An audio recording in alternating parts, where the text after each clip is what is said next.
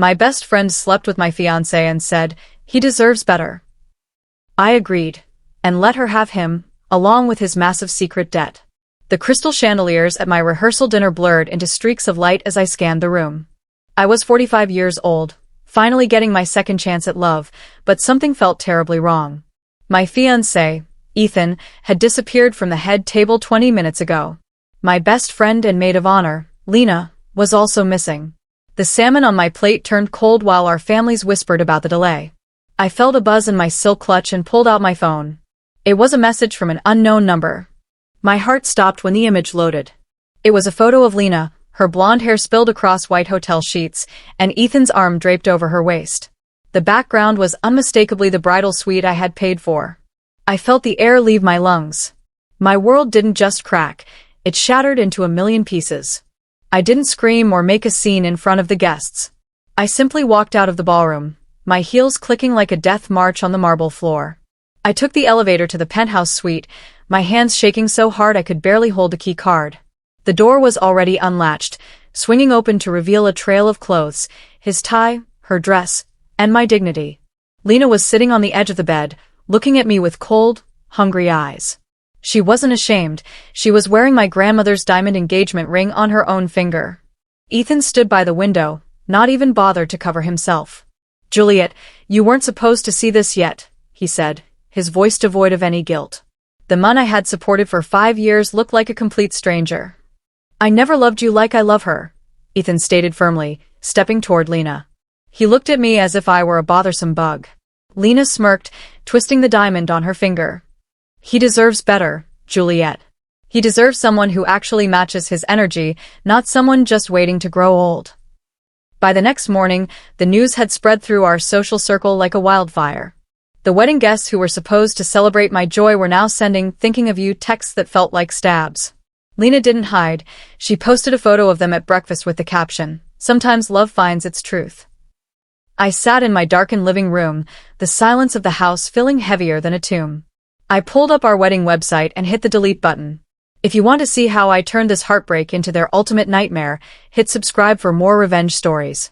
The days that followed were a blur of shadows and pain. Within a week, Lena had moved her things into the house Ethan and I were supposed to share. I was forced to move into a small apartment, watching their lives unfold through the glowing screen of my phone. My inbox was a graveyard of pity messages from people who secretly enjoyed the drama. Every time I closed my eyes, I heard Lena's voice telling me he deserved better. Then, a strange envelope arrived in the mail. There was no return address, just a single typed note inside. It read, "You think you lost everything, but you're actually lucky. He is drowning in more than just lies." I stared at the paper for hours. My grief began to shift, hardening into a cold, sharp curiosity. What was Ethan hiding under his expensive suits? I closed my eyes and remembered how it all started. I met Ethan 5 years ago at a business conference. He was charming, handsome, and seemingly struggling to get his investment firm off the ground. I was a successful executive, and I fell for his underdog story. Lena, my best friend of 20 years, had been the one to push us together. "He's too good to be true, Jules," she used to tease. "Grab him before someone else does." I trusted her more than I trusted myself. I remembered one rainy night when Ethan whispered that I was the only woman he would ever truly trust with his future. I felt so special then, thinking I was his partner and his rock. I didn't realize that trusting me with his future actually meant something much darker and more expensive. The memories began to taste like poison in my mouth. I started thinking back to all those long nights when Ethan claimed he was working late to secure new investors. He would come home smelling of expensive scotch and a floral perfume I now realized was Lena's favorite brand. Every time I felt lonely, I would call Lena to vent, and she would spend hours comforting me on the phone. She told me I was being too needy and that a powerful man like Ethan needed space to breathe.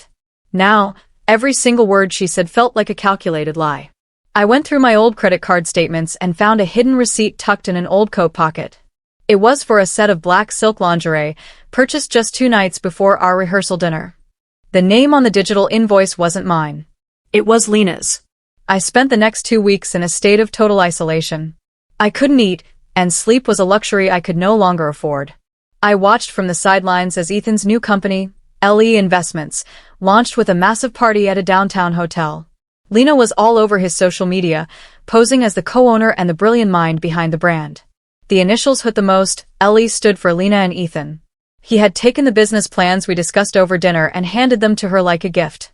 They were building a golden life on the ruins of my heart.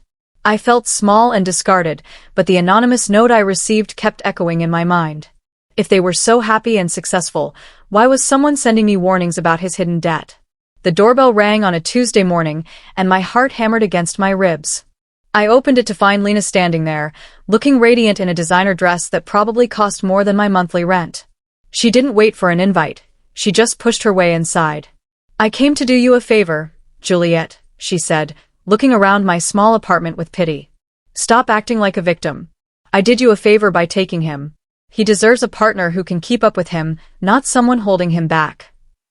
I felt a cold shiver run down my spine as I looked at her. I stopped shaking and stood up straight. "Then you deserve exactly what is coming to you, Lena," I replied. She just smirked and adjusted her hair. "What could you possibly do to us?" After she left, I went through a stack of mail I had been ignoring. Hidden among the junk was a bank statement for a joint line of credit I thought we had closed months ago. My blood ran cold when I saw the balance. There was an unpaid loan for $420,000. My name was still listed as a primary guarantor, but I had never signed for that much money. I looked closer at the digital signature used to authorize the last two withdrawals. It was a clever imitation of my handwriting, but it had the distinct loops that Lena used whenever she wrote her own name. They hadn't just stolen my fiancé, they had used my credit score to fund their glamorous new life. If you want to see how this discovery became the first brick in their prison, hit subscribe. I knew I couldn't handle this alone, so I reached out to Nathan. He was Ethan's old business partner who had been mysteriously pushed out of the firm a year ago. We met in a quiet, dimly lit diner. Nathan looked tired, but his eyes sharpened when I showed him the bank statement. "He's not rich, Juliet," Nathan whispered, leaning across the table. "He's in deep with some very dangerous lenders. He's been moving money between shell companies for years. You were never his wife. You were supposed to be his legal cover. He needed your clean record to keep the banks from looking too closely." He took a long sip of coffee and looked me straight in the eye. Lena didn't just win a man. She just inherited every single one of his problems. The next morning, I sat in a cold law office that smelled of lemon polish and old books. My lawyer, Mr. Henderson, looked over the loan documents with a heavy frown. "Juliet, this is a mess," he said, tapping a pen against the desk. He explained that since the account was joint and the signature looked authentic enough for the bank, I was still on the hook for every cent. The only way to clear my name was to prove the fraud in court or have Ethan sign a document acknowledging the split and taking full responsibility for the debt. My heart sank. I knew Ethan would never do that willingly. He needed me to be the fall girl if the walls ever came down. I left the office feeling like a prisoner in my own life. Ethan had trapped me, and he was currently celebrating his freedom. 2 days later, my phone lit up with a name I never expected to see again. It was Ethan. "Juliet, please," he said when I answered, his voice sounding uncharacteristically soft. "We need to talk.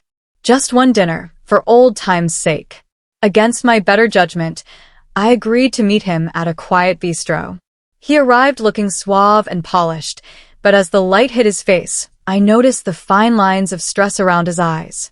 He apologized for the way things ended, but his eyes kept darting toward the door. During the meal, he reached for a file in his briefcase, and for a split second, I saw a bright red foreclosure notice tucked inside. My heart skipped a beat. He wasn't reaching out because he missed me. He was reaching out because he was starting to drown. After that dinner, I watched Lena's social media with a new perspective. She was bragging about their new penthouse, posting videos of the skyline and the marble floors. To the world, they were the ultimate power couple, but I saw the cracks. I started following their business moves closely, noticing that Ellie Investments hadn't actually closed a real deal in months. They were living on borrowed time and my borrowed money. I realized that if I fought them now, they would just lie and hide.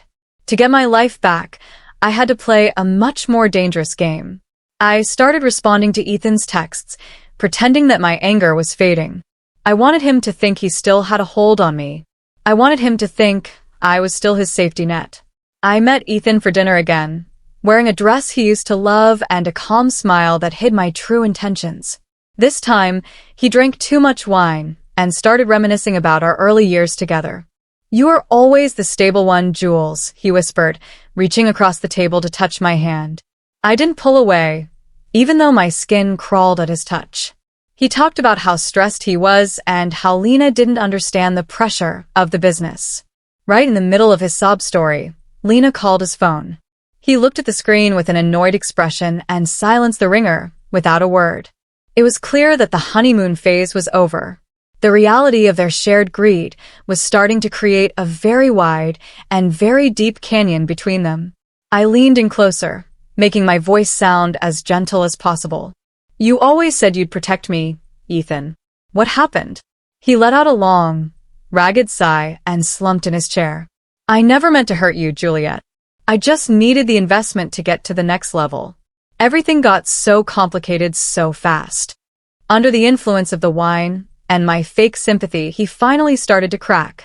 He admitted that he had used my name for almost all the startup loans because his own credit was ruined from a previous failed venture. He thought he could pay it all back before I found out, but the interest was eating them alive. He was admitting to the fraud without even realizing I was recording every word under the table. My trap was finally being set. I took the recording straight to Nathan. We sat in his small apartment, the blue light from his computer screens illuminating his determined face. Together, we began digging through the layers of Ethan's shell companies. It was like peeling back the skin of a rotten fruit. We found that Ethan had created a complex web of businesses, all funneling money into Ellie investments. Nathan's fingers flew across the keyboard as he pulled up public filings I hadn't known existed. My heart hammered when the final piece of the puzzle clicked into place. Every single one of those failing companies listed Lena as the primary co-owner and co-liable partner. He hadn't just given her a job, he had given her the legal responsibility for his crimes. Lena thought she had stolen a kingdom, but she had actually signed her name to a sinking ship. Nathan looked at me, his expression grim. "We have enough to go to the police now, Juliet. You can clear your name and walk away." I looked at the screen, seeing the massive numbers in red. A dark, steady heat began to grow in my chest. If I clear my name now, the bank would simply go after them, and they might find a way to declare bankruptcy and hide. I didn't want them just to lose. I wanted them to feel the crushing weight of the life they had stolen from me.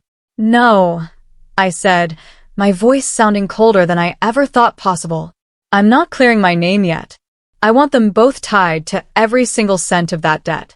Let her wear my ring. Let her sign my ruin. I want them to own it all." Ethan invited me to a private talk at their new penthouse, claiming he had a plan to fix everything. I knew it was a trap, but I was ready.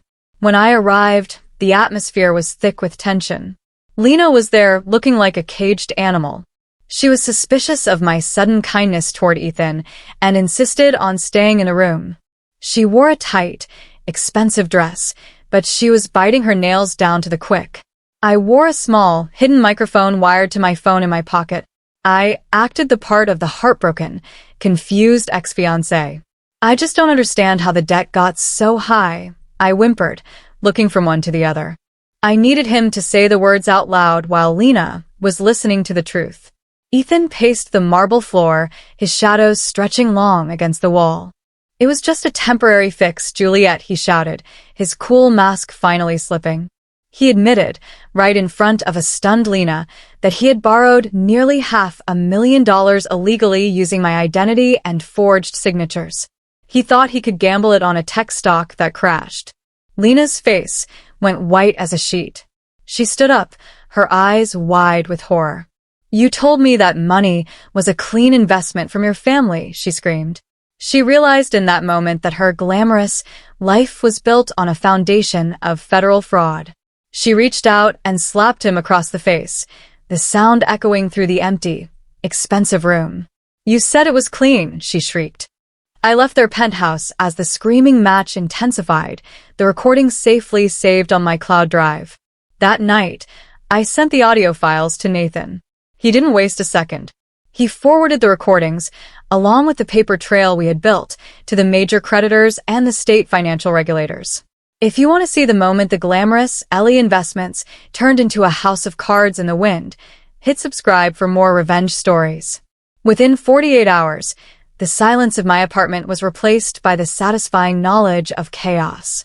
Debt collectors began calling Lena's personal business line every 10 minutes.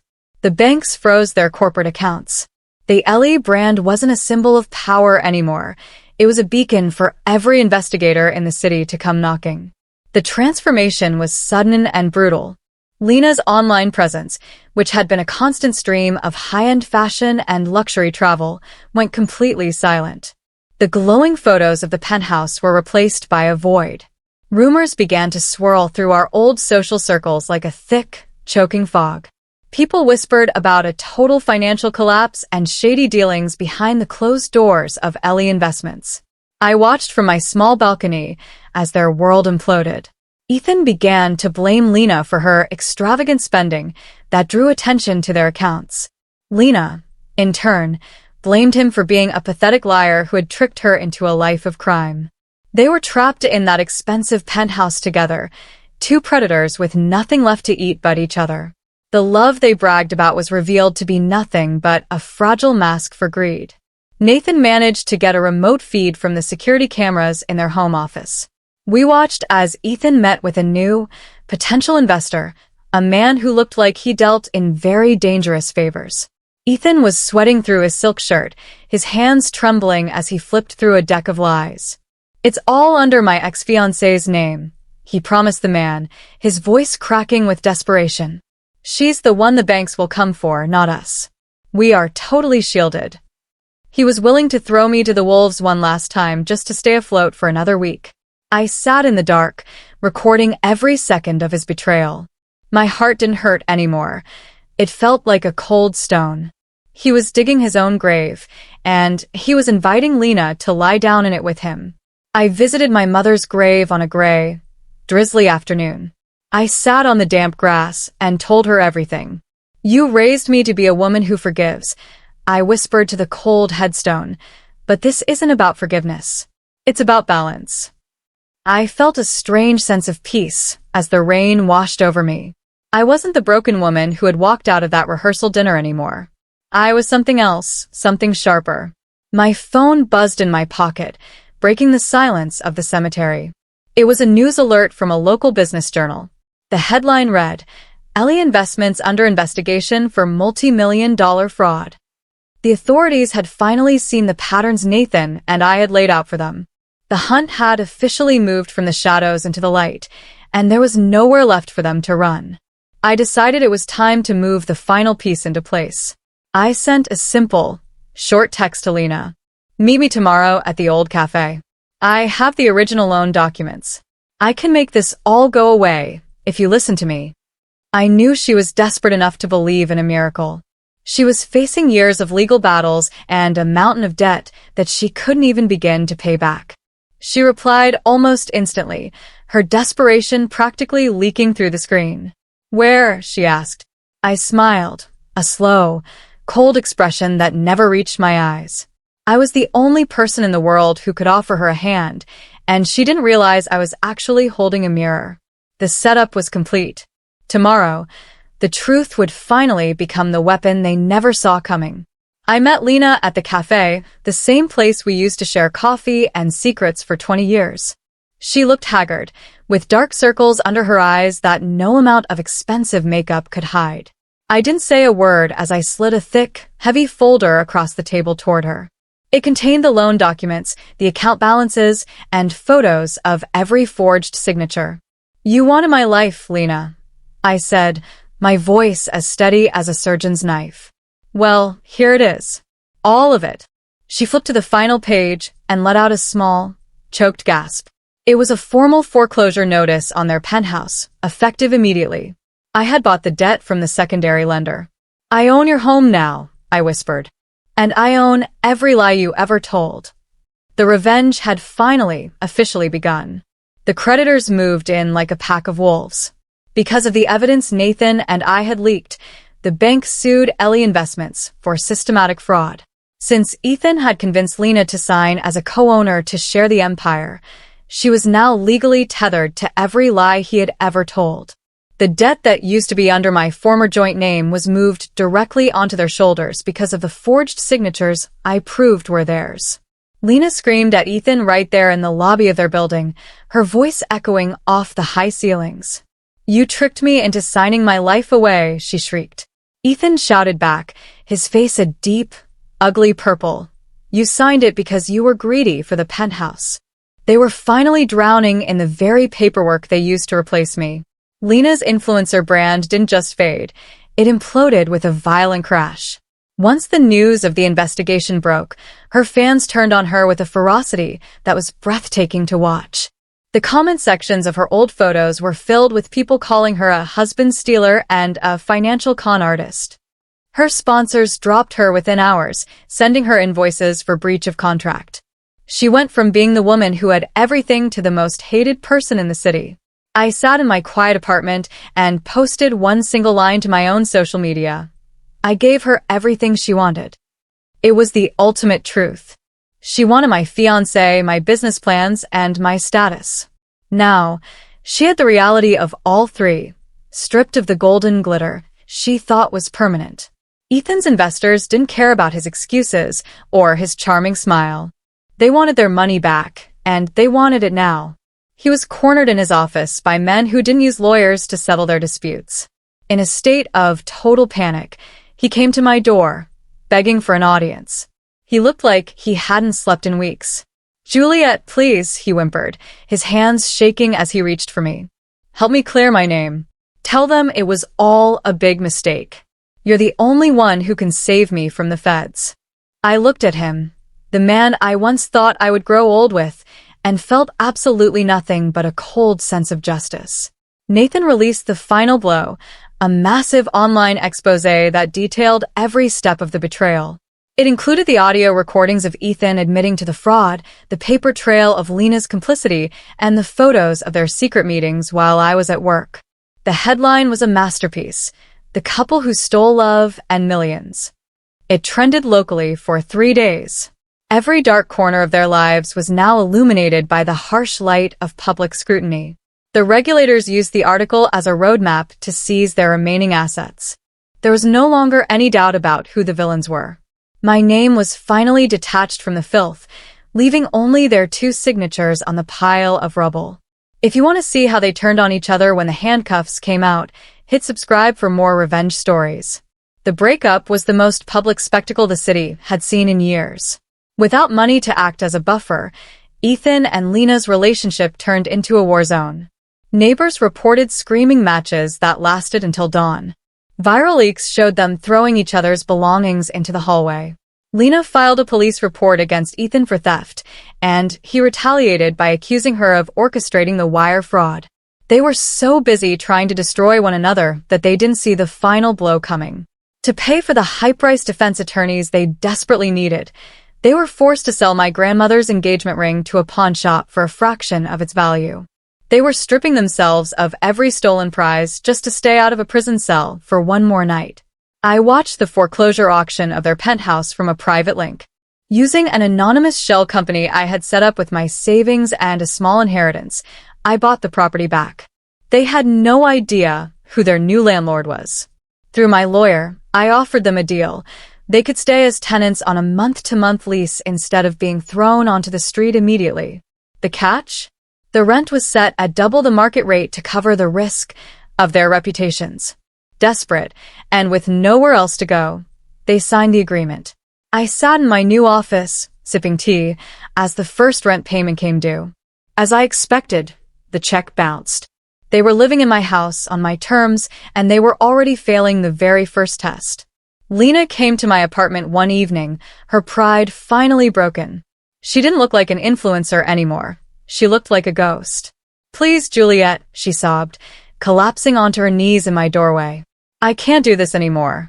The debt collectors are at the door every hour. Ethan is drinking himself to death. I have nothing left to give."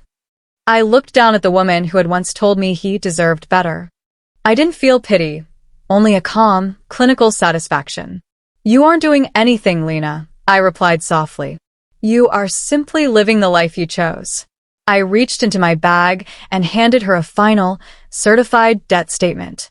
It showed that the bank had successfully pinned the $420,000 fraud specifically to her and Ethan's personal accounts.